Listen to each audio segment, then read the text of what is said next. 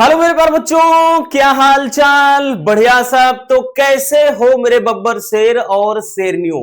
आशा करते हैं आप सभी एकदम मस्त होंगे, स्वस्थ होंगे और लाजवाब तरीके से तैयारी भी कर रहे होंगे। और अगर नहीं भी स्टार्ट किया है बच्चों तो कर देना है, क्योंकि आपके पास बहुत सारा टाइम है 2027 बोर्ड एग्जाम के लिए। और हमने पहले ही आपको बताया कि अब क्लास स्टार्ट हो चुकी है, तो जहां तक हो सके वीडियो को शेयर भी कर देना। फिजिक्स में इसके पहले हमने कूलाम के नियम को देखा पहले चैप्टर के, और आज के इस वीडियो में हम वैद्युत क्षेत्र और साथ ही वैद्युत क्षेत्र की तीव्रता, उसका परिभाषा, मात्रक, विमा सब कुछ देखने वाले हैं, क्योंकि ये बहुत ज्यादा पूछा जाता है।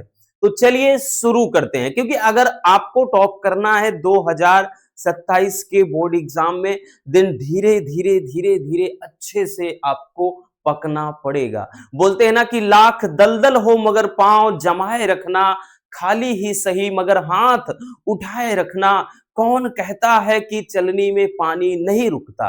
अजी कौन कहता है कि चलनी में पानी नहीं रुकता? बस बर्फ बनने तक हौसला बनाए रखना। तो बच्चों वो काम आपको करना पड़ेगा, ठीक है ना? हौसला बुलंद रखना है। तो चलिए देख लेते हैं बहुत सिंपल तरीके से, इससे आसान कोई कॉन्सेप्ट नहीं है, कोई टॉपिक नहीं है। चलिए शुरू करते हैं। तो हमारा जो चैप्टर है 12th फिजिक्स का, ये पहला चैप्टर है वैद्युत आवेश तथा क्षेत्र। जिनको नहीं पता तो बबुआ याद रखना, पहला चैप्टर आपका वैद्युत आवेश तथा क्षेत्र है, ठीक है ना?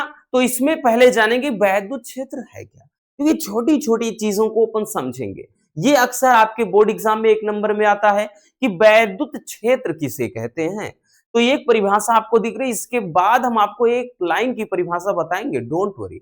तो वैद्युत क्षेत्र किसे कहते हैं? परिभाषा में साफ साफ बोला गया है कि किसी आवेश के चारों ओर वह क्षेत्र जिसमें किसी अन्य आवेश को ले जाने पर उसके द्वारा आकर्षण अथवा प्रतिकर्षण होता है, तो उस क्षेत्र को वैद्युत क्षेत्र कहते हैं। समझिएगा बबुआ, मान लेते हैं कि एक सर्कल है। क्या है प्यारे बच्चों? एक सर्कल है, और इस सर्कल के भीतर अपन यहां पर क्या ले लेते हैं? कोई आवेश ले लिया हमने, प्लस क्यों आवेश ले लिया। क्लियर? यहां तक कोई दिक्कत नहीं ना, होनी भी नहीं चाहिए। तो एक आवेश ले लिया मेरे प्यारे रसगुल्लों। अब कह रहा है, यही तो बोल रहा है कि किसी आवेश के चारों ओर वह क्षेत्र। हमने बबुआ यहां पर कोई आवेश लिया ना, ये बिंदु पर हमने कोई आवेश ले लिया। अब इस आवेश के चारों ओर एक ये जो क्षेत्र है, अब इस क्षेत्र में हमने क्या किया? कोई एक अन्य आवेश ले लिया, यहां पर मान लेते हैं माइनस, ठीक है? तो यहां पर क्या कर लिया? एक अन्य आवेश ले लिया, और जब इस आवेश को इसके पास में अपन लाएंगे तो इसके द्वारा, तो इनके बीच में ये चीज हमने कूलाम के नियम में पढ़ा था बच्चों, या तो आकर्षण होगा बबुआ या फिर प्रतिकर्षण। और ये बात आपको बहुत भली भांत पता चल गई है कि आकर्षण कब होता है, प्रतिकर्षण।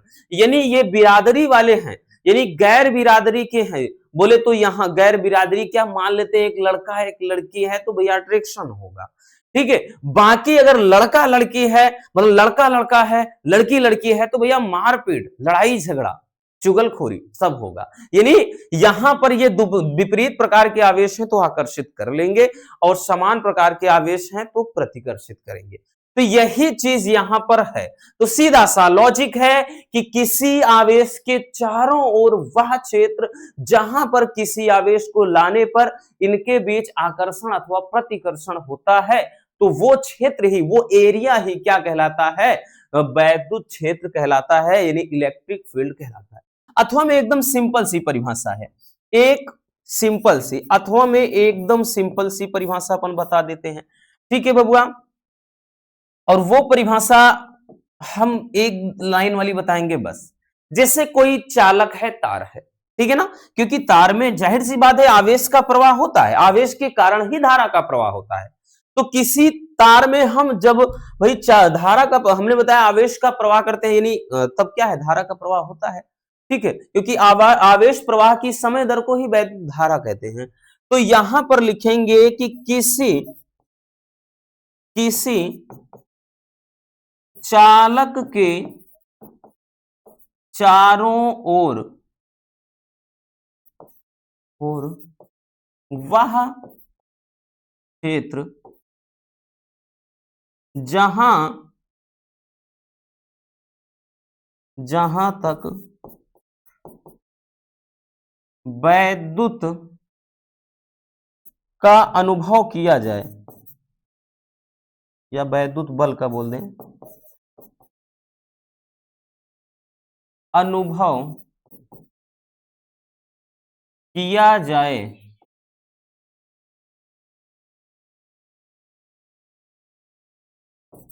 उसे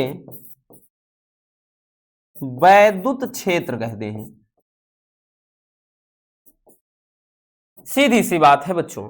देखिए, क्योंकि देखा क्या कह रहा है कि किसी चालक के चारों ओर या किसी तार के चारों ओर, कुछ भी बोल सकते हैं अपन, किसी चालक के चारों ओर वह क्षेत्र जहां तक वैद्युत बल का अनुभव किया जाए, वह मतलब जो क्षेत्र होता है, तो उसे क्या कहते हैं, वैद्युत क्षेत्र कहते हैं।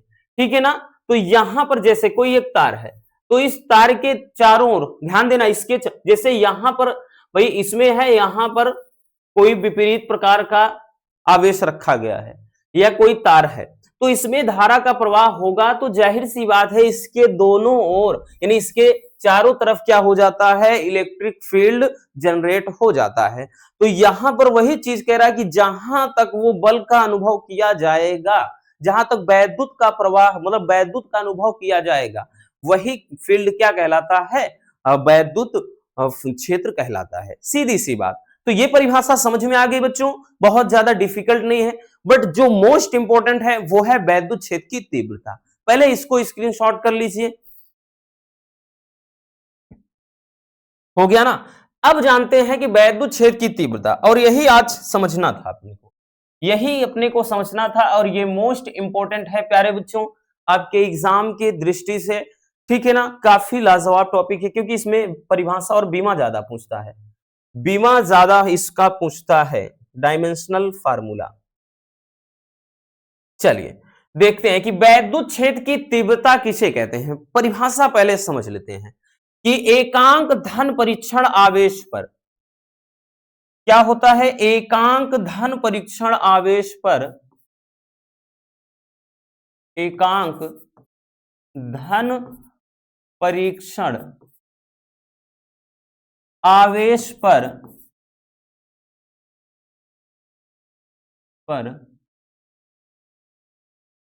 लगने वाले बल की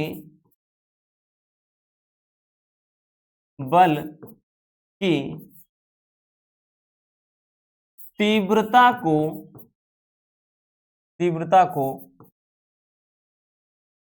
वैद्युत क्षेत्र की तीव्रता कहते हैं।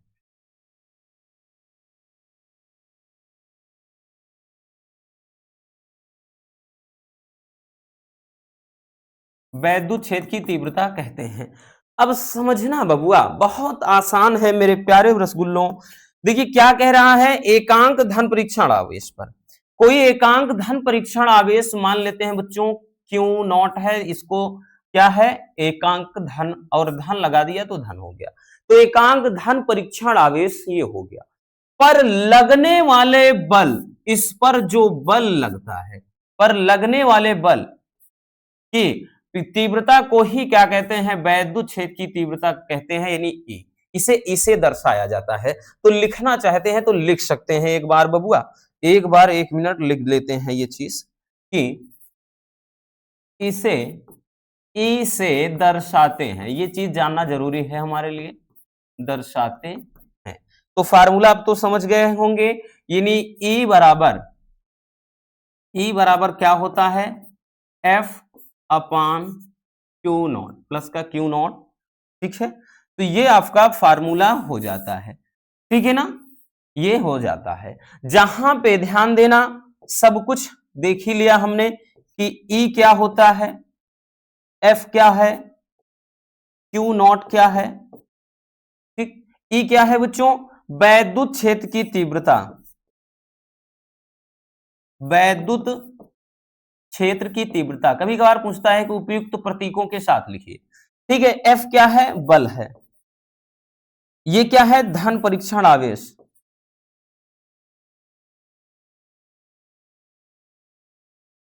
धन परीक्षण आवेश। ये तो रहा फार्मूला। अब एक चीज ध्यान देना, मात्रक क्या हो जाएगा, मात्रक क्या हो जाएगा, क्योंकि जरूरी होता है मात्रक भी। मात्रक क्या हो जाएगा बच्चों, ध्यान से समझिएगा। अब यहां पर अगर हम मात्रक की बात कर लें, एफ क्या है, बल है। बल का मात्रक बबुआ न्यूटन, बल का मात्रक न्यूटन। उसके बाद नीचे क्या है, क्यू है। क्यू क्या है, आवेश। आवेश का मात्रक कूलाम, तो न्यूटन प्रति कूलाम, या इसी को वोल्ट प्रति मीटर कहा जाता है। क्या कहा जाता है, वोल्ट प्रति मीटर। ये इसका मात्रक हो जाएगा, ठीक है ना, वोल्ट प्रति मीटर। अब इसका भाई इसकी बात कर लें कि राशि क्या है, कौन सी राशि होती है, बहुविकल्पी में पूछ लिया जाता है। तो सदिश है कि अदिश है, तो बबुआ ये सदिश राशि है। कौन सी राशि है, सदिश राशि है, ठीक है। इसका विमा क्या हो जाएगा, विमा। अब देखिए विमा कैसे निकालते हैं, समझना। अब देखिए विमा बच्चों, जैसे बल है, एफ है, तो एफ बल का विमा क्या होता है, एम एल, यहां पे एम एल हो जाता है टी पे, यहां पे -2, एम एल टी पे -2, ये बल का विमा हो गया। अब उसके बाद क्यों कैसे आता है, देखिए अगर आपको नहीं पता तो एफ बराबर समझिए, एफ बराबर एम इंटू का ए होता है, त्वरण, त्वरण है।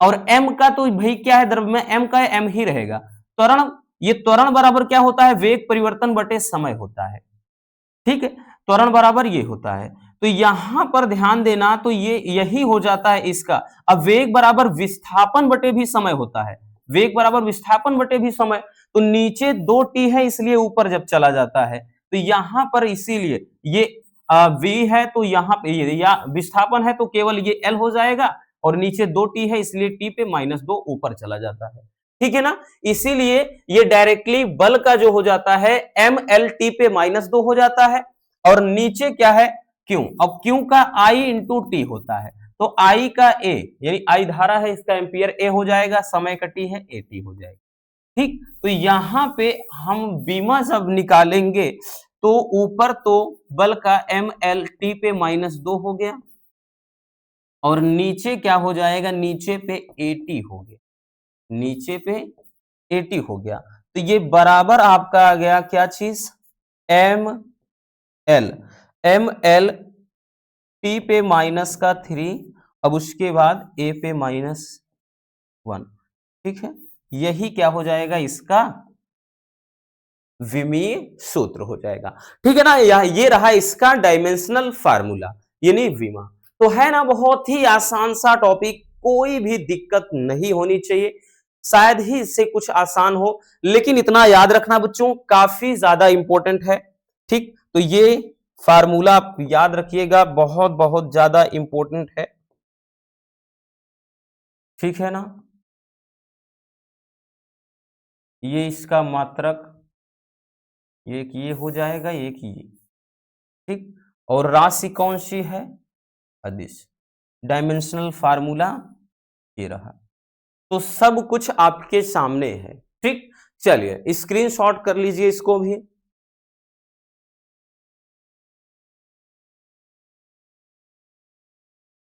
हो गया ना, तो बस आज के इस वीडियो में इतना ही। इसी तरह से हम एक एक करके सारे टॉपिक को बहुत ही सिंपल तरीके से कवर करेंगे, टेंशन नहीं लेना बच्चों, ठीक है ना।